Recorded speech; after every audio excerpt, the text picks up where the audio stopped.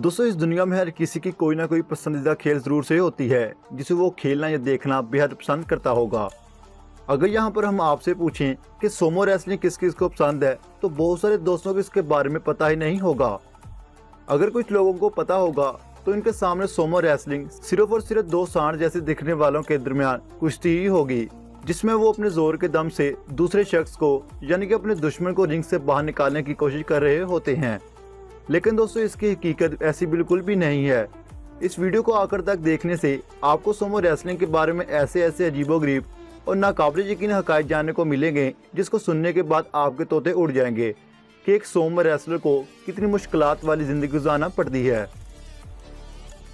लेकिन दोस्तों, इससे पहले कि हम वीडियो की मज़ीद तफसीलात की तरफ बढ़ें, आप सामने आने वाले दोस्तों से हमारी हर बार की तरह रिक्वेस्ट है कि अगर आपने अभी तक हमारे चैनल को सब्सक्राइब नहीं किया तो दोस्तों ऐसी ही मज़ीद इंटरेस्टिंग वीडियोस के लिए हमारे चैनल को सब्सक्राइब कर दें।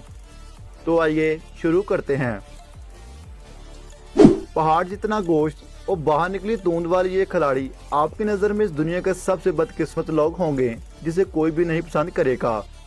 लेकिन दोस्तों, इसके बारे में हम आपको पहले ही बता दें कि जापान में खेली जाने वाली सोमो रेसलिंग के सभी खिलाड़ी वहाँ के लोगों के एक हीरो की मानंद होते हैं, क्योंकि जापान में ये खेल तकरीबन पिछले 1500 सालों से खेला जा रहा है, जिस वजह से इन खिलाड़ियों की कदर इज़्ज़त बहुत ज़्यादा की जाती है।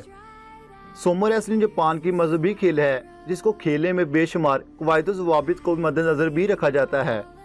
दोस्तों, सबसे पहले इस खेल को स्टार्ट करते ही मैदान में नमक फेंका जाता है ताकि शैतानी लड़ाई से बचा जा सके। तब भी इस मैदान को चाइना के लोग पाक ज़मीन के नाम से जानते हैं। रेफरी के गो कहते ही दोनों रेसलर को ज़मीन पे हाथ लगाने के बाद अपने दुश्मन की तरह लपकना होता है और विशाल बॉडी के दम से उसे रिंग से बाहर निकालना होता है, नहीं तो ये गेम उस वक्त तक ख़त्म नहीं होती जब तक किसी के जिस्म का कोई हिस्सा ज़मीन से टच ना हो जाए। यहाँ पर हम आपको ये भी बता दें कि आज तक सिर्फ 4 मिनट का टाइम रिकॉर्ड किया गया है, जिससे ज़्यादा टाइम तक कोई एक दूसरे के सामने टिक नहीं पाया। दोस्तों, आपके ज़हन में ये सवाल ज़रूर से गर्दिश कर रहा होगा कि सोमो रेसलिंग खेलने के लिए कि क्या सिर्फ मोटे लोगों को ही चुना जाता है। तो हम आपको बता दें कि कदीम ज़माने में सोमो रेसलर बहुत ज़्यादा मस्कुलर हुआ करते थे, जो अपने ज़ोर और अपनी कुछ टेक्निक्स की वजह से इस खेल में शिरकत करते थे। लेकिन वक्त गुजरने के साथ साथ ये कंसेप्ट बदलता चला गया और अब मस्कुलर होने की बजाय वजन बढ़ाते हुए मुख्तलिफ टेक्निक्स की मदद से जीता जाता है। लेकिन दोस्तों, अपनी बॉडी साइज को बढ़ाने के लिए भी इन्हें बहुत ज़्यादा मशक्क़त करना पड़ती है, क्योंकि दिन रात की ट्रेनिंग के बाद एक खास किस्म का खाना इन्हें दिया जाता है जिसमें गोश्त, सब्जियां और कुछ अल्कोहलिक चीज़ें मिलाकर इन्हें दी जाती हैं और फिर एक लंबे टाइम के लिए सोने दिया जाता है ताकि इनका बॉडी साइज ज़्यादा से ज़्यादा फूल सके। और दोस्तों, ये सारी ट्रेनिंग सोमो इंस्टीट्यूट में एक वक्त में सिर्फ 15 लोगों को ही करवाई जाती है और ये ट्रेनिंग उस वक्त तक करवाई जाती है जब तक इनकी शादी नहीं होती।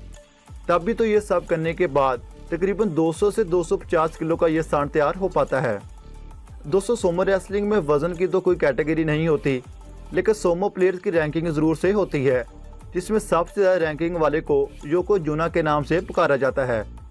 और आपकी इन्फॉर्मेशन के लिए आपको ये भी बता दें कि 17वीं सदी से आज तक सिर्फ 71 सोमो रेसलर्स ही इस मरहले तक पहुँच पाए हैं और इस कैटेगरी की बना पर छोटे रेसलर्स को बड़े रेसलर्स के काम करने का हुक्म दिया जाता है और जो रेसलर्स जीतकर जैसे जैसे अपनी रैंकिंग बढ़ाते जाते हैं उसी हिसाब से इनके मुख्तलिफ अवार्ड्स भी इन्हें दिए जाते हैं।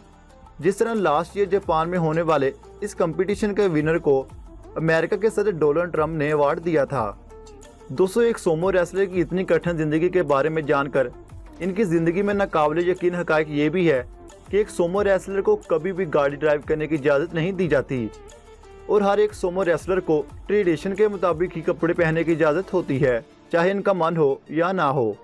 यहाँ तक कि इनको सर्दी के मौसम में भी कुछ ज़्यादा चीज़ें डालने की भी इजाज़त नहीं दी जाती।